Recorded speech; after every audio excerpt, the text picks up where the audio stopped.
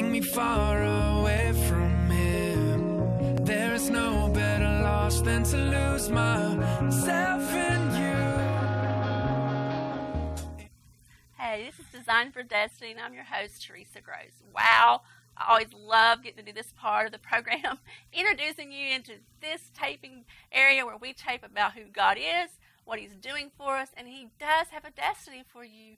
Inside your mother's womb, He knew you. He formed you with this amazing plan that He has just for you individually. He has the things you need, the resources, the right people, the right connections, the right dreams He puts inside of you that you can go forth and do those things He has for you. And so, I just love getting to do what I get to do because I get to talk about that. And I have people that come on and they get to express how God's worked out their dream and their callings and their ministries. And it's always so special because He does it different for everyone. Because He is that kind of God. He's that kind of Abba Father who truly is a father. You know, He doesn't treat me the way He would treat you because we're all different. And so His fatherhood, His fatherness is different and unique. And so last week we had my dear new friend, Carmen Horn, come on. And so this week she's back. And so we'll start kind of like where we were last week, Carmen. We talked about your life at about 30 years old where a virus came in and depression and you were just really, really sick and you just had this need and this desperateness of, I've got to find Jesus. And you searched Him out. Mm-hmm. And right. So kind of tell us, like, when you started feeling really, really good, and then you today are a life coach. Right. And we're going to talk about that today because I'm not really sure what a life coach really does or what they are. And so Carmen's going to tell us. Mm-hmm. So kind of tell us from the point of getting well and how God worked in that, and then lead into how you decided, okay, God's calling me to be a life coach. Sure. For women, right? Just for women, okay. Absolutely. Sure. Okay. Thanks again for having me. Yeah. So after I went through the process of being sick and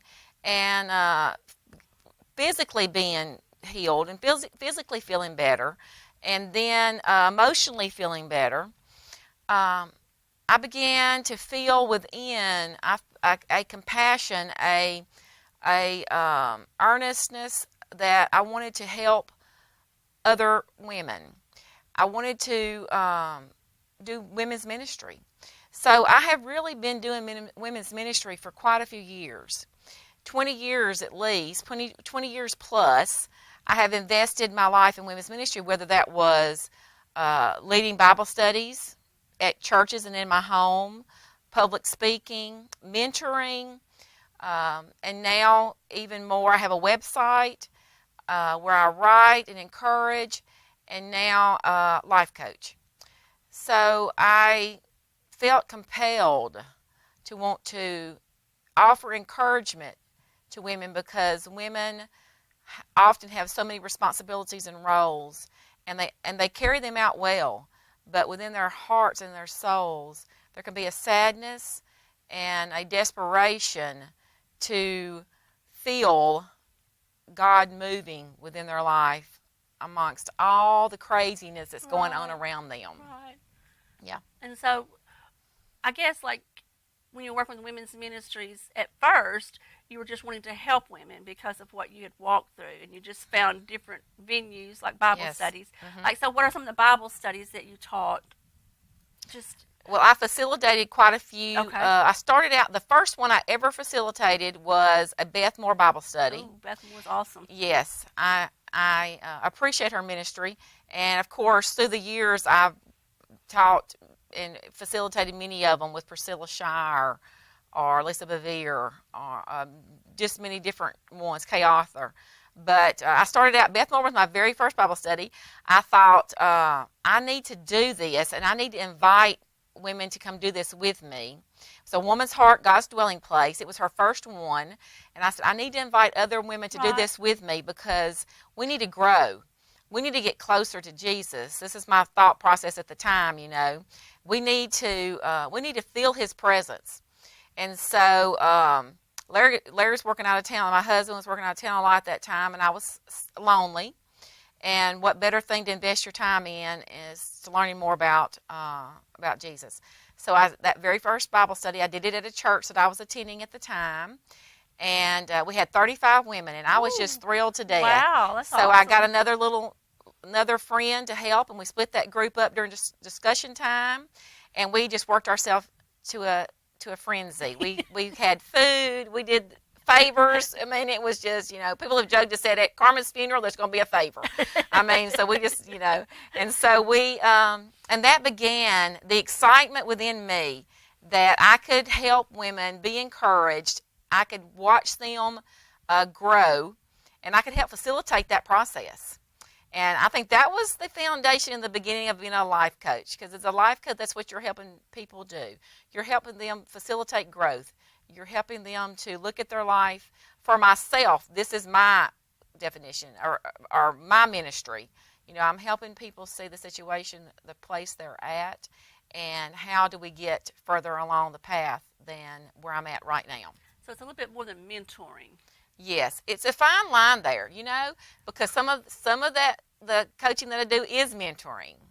I try not to do official counseling because I don't have a degree in that.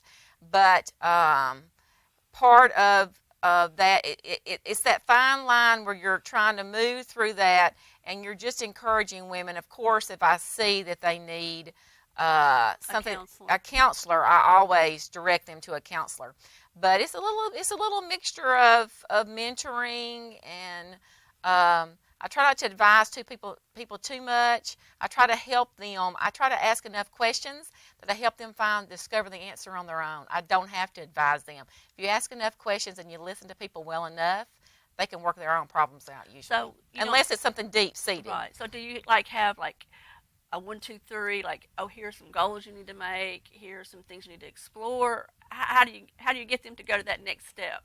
Well, when we're meeting together, whether I do email coaching or one-on-one, but when we begin, I say, where are we at right now? Okay. So we start in the beginning. Where are you at right now? What makes you feel like that you need coaching? What's going on in your life right now? And what did you come from? What brought you to this spot? And we kind of get to find out a little bit more about each other, mostly me finding out about them. And once we start there, then I can have better decide what direction we're going to go from there. But I always try to give them an action step when we leave. And I'm going to give an action step today before for you all. Before we end our taping today, I'll give you an action step.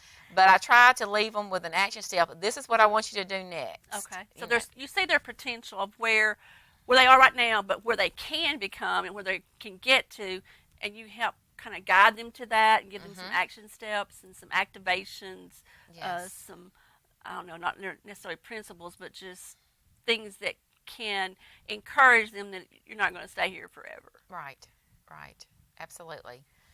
Life is ever changing. Yes, it is. So did you think you'd ever become a life coach? I mean, did you one day wake up and go, I think I'll be a life coach? Well, I tell you, I have probably coached my whole life. I didn't know what that was called, but I have spent many an hour on the phone holding hands and hugging necks and just listening to women, listening to what's going on in their lives, and probably giving an action step or a next step, and I didn't know what any of that was, you know. But I began to see a counselor myself, who is a licensed counselor myself, probably 25 years ago, Gil Martin here in town. And through the process, he's helped me through some very difficult times. And then sometimes I would meet with him once a year just for a checkup, just to say, hey, this is what's going on in my life.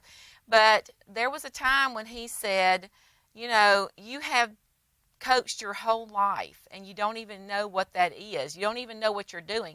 And he was a catalyst. He was an encourager to find out what that is.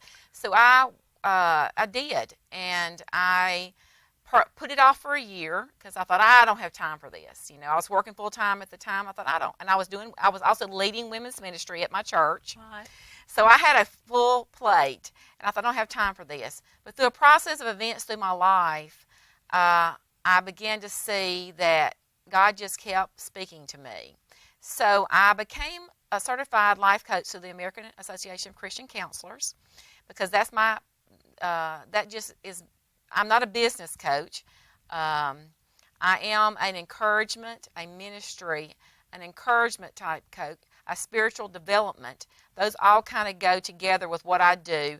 So I chose them to be certified through. So now, is that like, how many courses with that did it take you a year? Did it take you well, 6 months? It probably took me, I did the basics of the courses, and then I stepped up another level and took an extra elective on hope coaching. And so I would say it probably took me, it was probably less than a year. It was probably 9 months or so where I went through that process. And I'm working full time when all this is going on. Yeah. So I'm having to do this at night. So I would say it was probably less than a year. It was probably close to a year when I completed all those courses and got my little certificate. So now that you have your certificate, do you charge people, or how does that work? Yes. Okay, yes. you do. Yes. Okay, they call you and they say, hey, I want a life coach. Well, normally my first contact with them is through email. Okay. Or I have. This is your email address? I think they're going to put that up in a minute. Yeah. Yeah. Okay, Carmen@carmenhorn.com. Correct. Okay. Right. So we got the right email. So if you want to email Carmen after you watch the show, she'll be glad to answer any questions you have. So Yes. that's the first initial Yes. meet or Yes. find out about each other. Yep. Okay.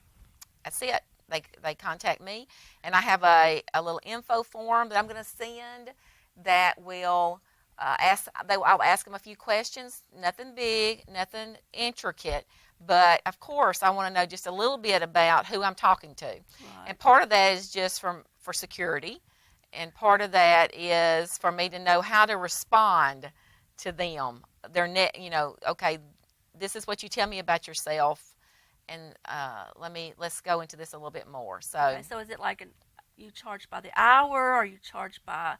I mean, how kind of like if they Yes. email you, then you send them the info, and they send Yes. that back to you. yes, Then in the info, you say there's Yes. a certain charge for.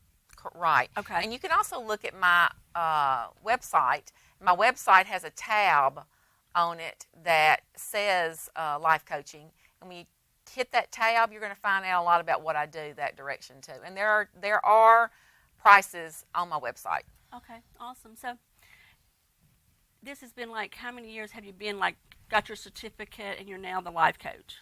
I've probably only been certified close to 2 years. Okay. Yeah. But all before this, can you, in your looking back, see how God guided you to the place where He was calling you to do that? Do you feel like, oh, yeah, I think I'll do that just because, or you think, oh, this is what God wants me to do?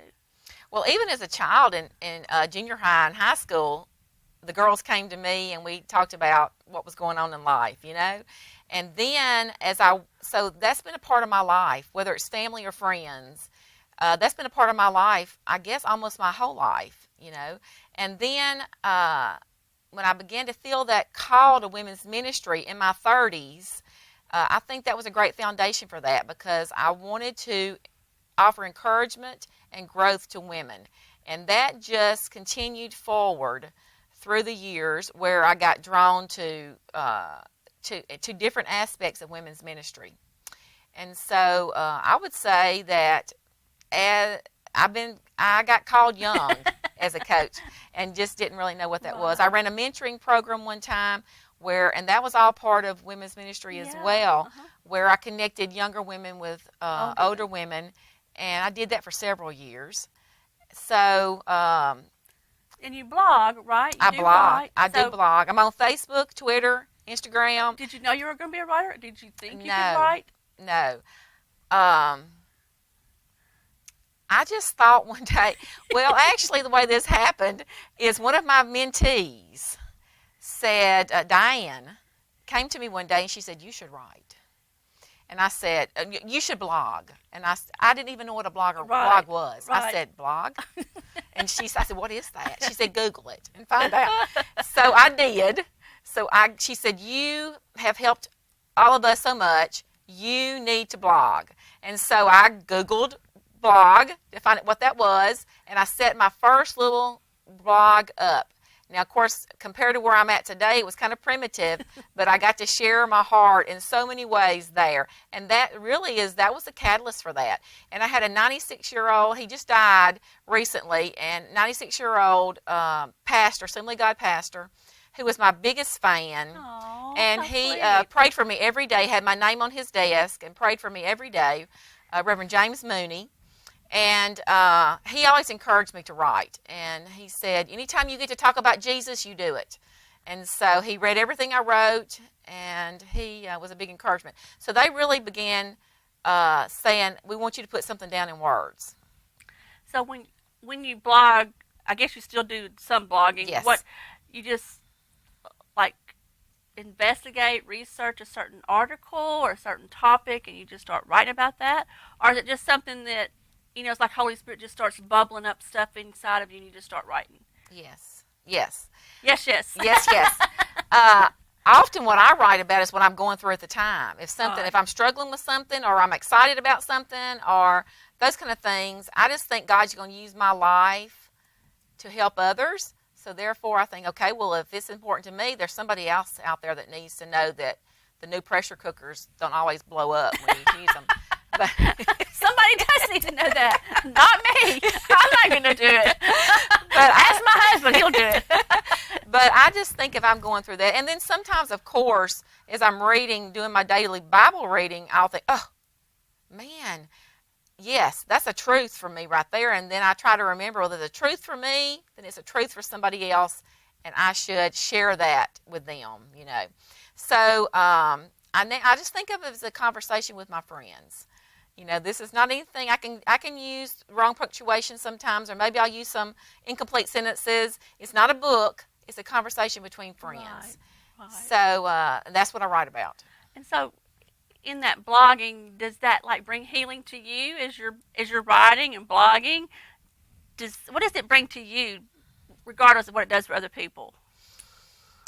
Well, I never blog or write about something that God hasn't already been teaching me. So in the process, by the time it makes it to the blog, God's already taught me an awful lot about it. So, growth for myself. Of course, just the honor to think that somebody's going to read that, right, and that God's going to use those words. If I get a response back from somebody that tells me how much they enjoyed that, if they leave a comment, or even if they just pop it, if it's a subscriber, and you can subscribe on my blog, and you'll just get those automatically to your inbox. If they just kind of reply to that email, which I always encourage them to do. If you got a prayer request, if you want to talk about something, a thought, then just hit reply and reply. When you get those back, of course, the honor, just the humble feeling that God actually used something that I was working through to help somebody else. That's a great, great feeling. Right. And so I just can see with the way your life has just, from the little girl we talked about last week, who had to hang on to the Gideon Bible, which has become so the foundation for Carmen Horn. Yes. It's the Word of God, and hanging on to that and knowing who Jesus is. Confident, founded on knowing I can trust Jesus through every kind of situation. And I think that, as you blog and as you're the life coach, then all those little things that have gone on in your life, you can gain from that and grab it and go, here, I can give this to you because this is what he's done for me. And so in your life coaching, is that some of the things you try to do, is say, hey, in this situation, this is how God worked for me? Yes, and maybe every situation I haven't been through, but God tends to direct me towards people who need what I can offer. So it's almost like, you put your arm around somebody and you say, hey, I've been there too, and you're going to make it through this. And this is some of the things I did to make it through this. But it's not counseling. It's not counseling. It's different. Counseling and coaching are different. Yes. I would, when you visit a coach, you would be past that spot where you're so deeply, deeply broken. Okay. That you are ready to move forward now. And that doesn't mean every day is going to be a perfect day. And that doesn't mean that you won't need encouragement along the way. That's part of what I do. But when you're deeply, deeply broken, if you just lost your spouse, you don't need a coach. You don't need a coach. You need a counselor. You need somebody to walk through that grief process with you. Right. Okay. So if you're suffering with deep depression, you need to see a psychologist or a counselor to help you work through that process. If you have been through depression and you've seen the light at the end of the tunnel and you're ready to say, okay, I'm ready to move forward, then you get a coach. Okay. Because you need somebody to guide you through the steps of, okay, what do I need to look for? Am I going through fast, too slow? And so that's kind of some of the things you kind of guide. What's a step I can do to move myself, continue moving myself past that? What are some tools that I can learn to use that I can help myself when I see myself drifting back that direction? Right. Those kind of things. And so I'm just assuming, I don't know, if you start a coach process with some individual, do you stay with them? Does it take a certain amount of time? Is it kind of vary? So you just, like they might, 30 days and they say bye-bye, or 6 months, they might say bye-bye or whatever? Right, it varies. Okay. It varies. It could be where we have one session and this person says, give me some through a process of this kind of it's hard for one session because we kind of have to get to know each other just a little bit. Right. So whether we're doing an email coaching situation or whether we're talking on the phone, one-on-one, one session is kind of hard because you want to get to know. They need to get to know you and feel some confidence in you, and also I get to know who that person is a little bit, so I can better decide what direction maybe we need to point ourselves. So when they call you for the life coach, it's not necessarily just spiritual things, or is it mostly spiritual things, or is it just like life direction, career? What are some of the things that you could help them to have the next step, like getting them unstuck? Yeah, getting them unstuck. That's good. I'm not a career coach. Okay. I would say that I took the extra emphasis on hope coaching and included into that to me is the ministry of encouragement. Right. The ministry of spiritual growth, where we work together so it would be more of probably more of a spiritual aspect of it, an emotional aspect versus career. Okay. And just needing direction. Our health, or there's so many different kinds of coaches. So I wouldn't be a health coach. I might need a health coach. I think I need a health coach. That sugar, I just love it so much.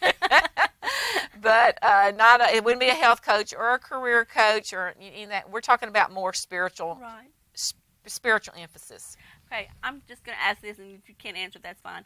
When you have talked with different clients about their spiritual growth and they're getting the next step to where they need to be, have they been like, well, you probably can't help me? I mean, have you, like, you get them to a certain point and they're like, okay, I'm fine? Well, normally people don't say that I can't help them. They just don't follow through on what the next step is. I see. Okay. They make a choice that they're just not going to follow through because you can only do so much in a situation, in a relationship. Right. So we're working together, and I say, okay, this would be a good next step for you. Maybe they don't read the book, or they don't answer the questions, or they just don't want to do those things. And if they don't want to do those things, then that would tell me that they're not ready for a coach yet. Right. Not that they won't ever be, right, but they're not ready for a coach. But most people are kind. They don't come right out and say, you can't help me. I don't want to do what you want me to do. They just don't do what you ask them to do. I just don't think I'm going to do that. Right. Yeah, I right. Got you. Yeah. So how does it make you feel when you really know that you've had this client and you've really helped them get unstuck? I mean, like, I know it has to be, I know it's a God thing. I know it is. But beyond, like, what does that make you feel like? Gosh, humbled. And that fear of God comes in where you think, I want to do this thing right, Right. And so you always are prayerful because you know that you're held responsible. The Bible teaches us that the more you have, the more responsibility that you're expected to, the more responsibility you're given, the higher the expectation is for God. The more he wants to use you, the more he expects from you. So of course it's humbling, and it's a heartwarming feeling. Sometimes they give me way more credit than what I deserve, because actually most of the time they've worked out some of these problems on their own. I've just asked them the right questions, and they're like, "Oh yeah," and they work their own problem out. But when you have somebody that says something really sweet and kind that really overemphasizes what you did, you didn't realize, I'm married today because of you. You think, no, you're married today because of Jesus, Right. And but thank you so much for being so sweet and kind to me, Yeah. And so it's a great heartwarming. Anything you do for Jesus, anything He allows you to do for Him, and He uses you in that process, it is just beyond your wonderful feeling, beyond your comprehension, and you forget all the fears and Right. that you had leading up to that you're going to do something wrong or say something wrong, or Right. Well, we're running down the last few minutes, so I just want to encourage you to get Carmen's email if you think you need a life coach, if you need direction, or just you're kind of stuck, you just need someone to cheer you on. Then I encourage you to get her email and contact her, and she can answer some questions. And if you want a life coach, then you can go to her website and hit that tab about life coach and get some information on the prices and things. And so I want to say thank you, Carmen, for coming on the program. Can I give thought my you did- coaching tip before What? the coaching tip? Oh yeah, you better do that real quick. The action step. Yeah, the action step. Yeah, I want to give you an action step. So one of the things about being hopeless is that we forget what God has done for us in the past. So what I'd like to do is encourage you to every day for the next 7 days before you go to bed to write down how God has stopped in your life that day. Some people call them God stops, God kisses, God winks, but I call them God stops. What did God do for me today that I know is from Him? Now in the beginning it might just be I found a good parking place, but after that you should be able to get past that, and you should be able to write something down on a piece of paper in a notebook, a little journal, what God did for me today. And then you can look back over that week and see where God actually showed up in your life. And that's going to be a good next step for you to get past hopelessness. Okay, take that action step. So good. I'm going to try to do that myself. And I just want to say thank you for allowing us to come into your home and share just a little bit about what God's done in our lives, because He loves you and He has a plan for your life, and be blessed.